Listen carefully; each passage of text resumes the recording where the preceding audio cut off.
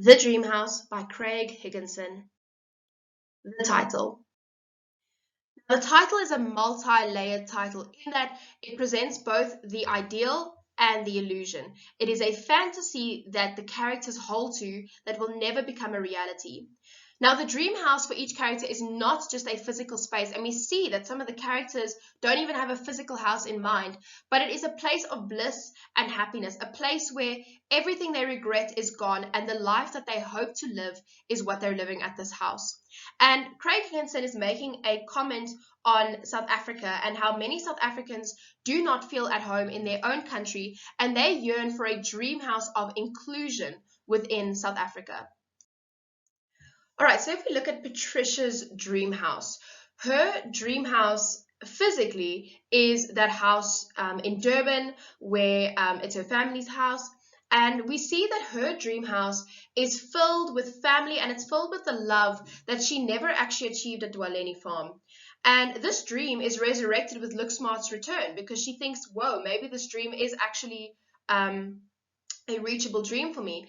And she imagines that the Durban house will be filled with warmth and laughter and this love that she craves. And so we see that her invitation to Look Smart to bring his family to the Durban house and the children can run around while they drink a gin is an effort to achieve this, where she knows that she doesn't have her own children to fill that house. So might as well invite Look Smart's children to come fill the house. But as she dreams about this, she immediately feels that it's absurd and she knows that it's just a fantasy and that this dream house really is just a dream for her. So if we look at Look Smart's dream house, we see that his dream house is just remodeling the farm and remodeling the farmhouse on the farm. Now remember, Look Smart grew up in the height of apartheid. And so obviously there was a racial divide there. And so while Patricia considered him her surrogate son and did all these things for him and had quite a motherly bond with him, he could never be part of her family because of this racial divide and because of the regime of apartheid that they were living in. And while Patricia is never blatantly racist towards him, we do see her racism in the way she treats the black people on the farm, in the way she talks about them. And so Look Smart truly could never be part of her family. And so we see that this farmhouse represents this privilege that he never had, where Patricia wanted this mother-son relationship with him, wanted the benefits of that, but could never fully give him the privilege of living with her and actually being her son. And so the remodeling of the house is his way of getting rid of his rage, getting rid of his hatred, getting rid of the inadequacy that he feels based on this experience with Patricia. And so he wants to wash away his pain through the remodeling of the house, through the new houses that he's building, through the development of the farm. But we see that the new houses are just remodeled after the original. And so he's just reproducing his pain over and over and over again. Now, Beauty's dream house is much simpler than everyone else's, but I think it is extremely profound, her dream house, because it's always been her dream to have her own house. And she wants a house, her house must be entirely hers, where she doesn't have to answer to anyone, where she doesn't have to serve on anyone, and where she can be her own mistress. And she's been saving for this house for who knows how long, but she's still going to Durban with the Wileys. She's still going to continue to be their servant and to serve them. And so there's no real prospect of her dream being realized. And so you ask the question, why is she putting in all this effort to save up? Why is she holding on to this dream, but then following the same path that she's been on her whole life? And so while her dream is simple, it is also quite tragic when you look at the practicality behind it. Right, now Becky's dream house. Now we don't know much about Becky through this book, and not much is said about his character and that kind of thing, but we see that his dream house is really just a place, any place, where he can look after his family and he can be with his family and where he has the means and the position to care for them. And this is why he's so willing to accept Look Smart's invitation to stay on the farm, because Look Smart says he will make sure that his son is taken care of, that his son gets an education. And so we see that Becky's dream, he's kind of willing to sacrifice his loyalty to the Wileys to achieve that dream. Then if we look at Richard's dream house, Richard really just wants a house where he feels welcome. So He feels that he's been in exile on this farm since his marriage declined to Patricia, because he says it was never his house but hers, handed down from her father. And so he just wants a house where he doesn't feel like a failure, where he doesn't feel like, oh, this isn't actually my house. I don't actually live here. I can't make any of the decisions here. The plot. Now, this is the basic plot structure of a 5-act play. And so we can see that Craig Higginson's playwriting background really comes into here, because the book is divided into 5 parts, the way you would have a play that's divided into 5 acts.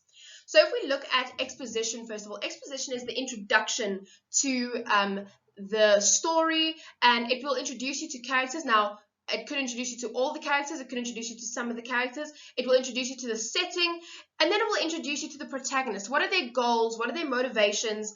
And it will also establish the status quo of the people within the story. What is their normal daily life that they are going through? You have an inciting incident, which is the kickoff, which is where the protagonist faces the enemy, where we learn of something, and this is now the protagonist's journey to resolve this conflict, to achieve this dream, to conquer this enemy. All right, and then we have rising action, and rising action will take us all the way to the climax. And within rising action, you have various conflicts, you have struggles, and you have obstacles that the protagonist or protagonists must face in achieving their goal or finishing the journey. Now, these conflicts can be conflicts with self, they can be conflicts with other people, they can be conflicts with society, nature, the supernatural, technology, and we also see the stakes here. What does the protagonist stand to win or lose? Is it their life, love, health, wealth, whatever it is? What do they stand to lose? Then we get to the climax.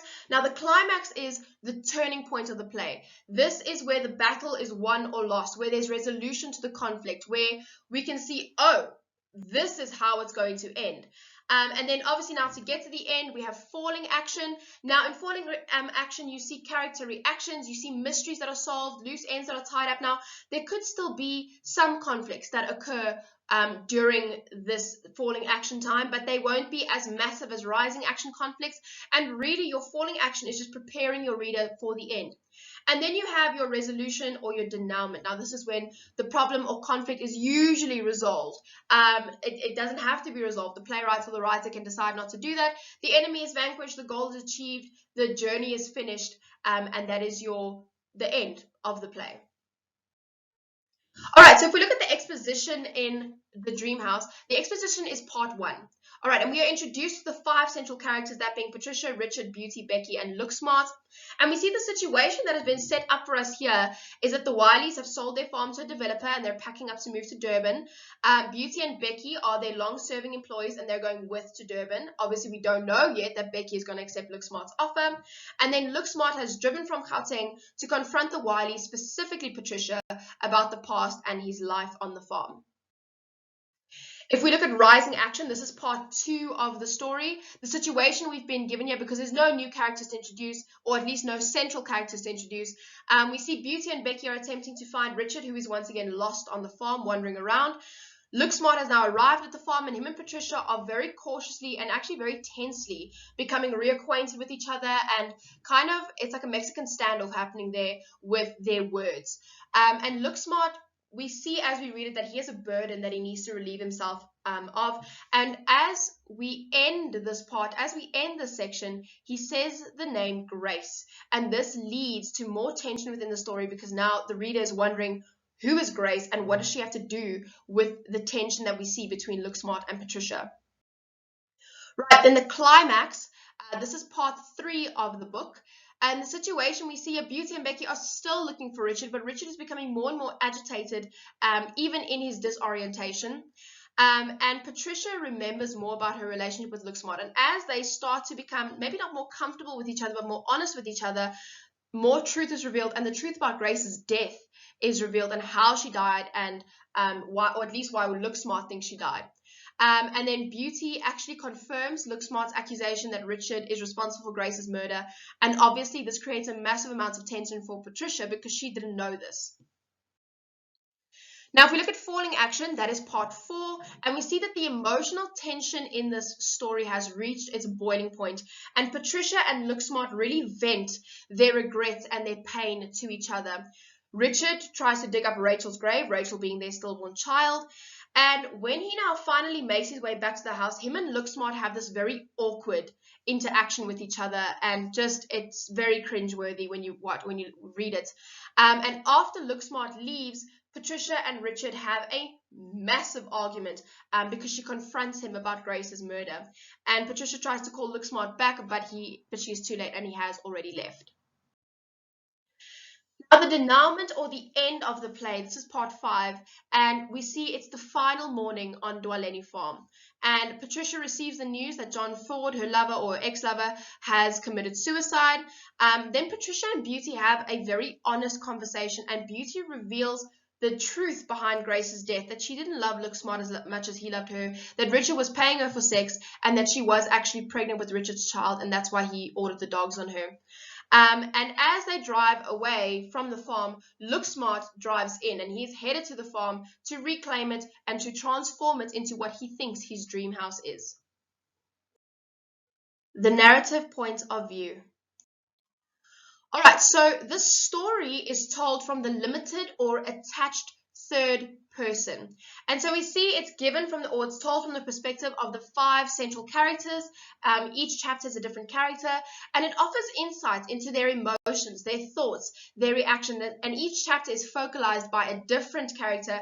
And even within the character chapters, they're written in a different way to show you how those characters think, and how they speak, and how their different experiences, and how that influences the way they think. Now, Higginson uses dramatic irony the whole way through the story. Why? Because by giving us, the reader, the opportunity to see the different characters' thoughts and insights, we now have an holistic knowledge. And I think for me personally, when I read the play, it was so sad for me, especially Looksmart and Patricia's interaction, where in their chapters, you can see what they really think and how they really want to respond to each other, but then the way they actually respond to each other is not that way at all. And that made me really sad reading the book and seeing how much each of them just wants that validation from the other, but refuses to give it first.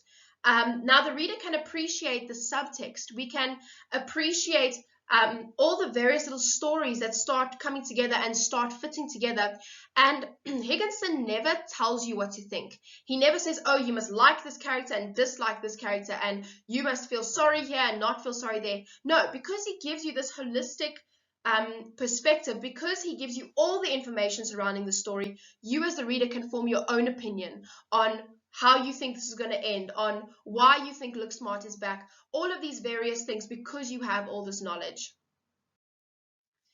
Now, we also see that each character has a unique individual voice, but obviously Patricia and Looksmart have the most prominence. They have the most chapters, and their chapters are the most lengthy in the novel.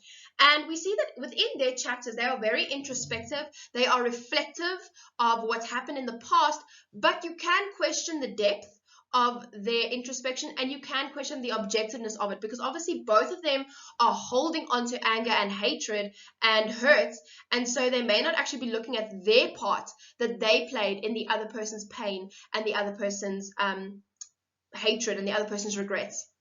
All right, now Becky has a few brief chapters, which show the nature of his character and who he is. Beauty also, she has relatively simple narrative, and this mirrors her sincere disposition. This mirrors her innocence and her just kind of straightforward way of thinking and living her life. And Richard's chapters, wow, when you read his chapters, you really can feel how confused he is, how disorientated he is, and just the way his chapters are written are quite brilliant in kind of bringing across that feeling of dementia and that feeling of confusion. So a question that needs to be asked is, what is your opinion of the narration and the overall style of the novel? Did you enjoy it? Did you not like it? Do you feel that it could have been written better or in a different way? And then you need to substantiate your opinion of the narration and overall style.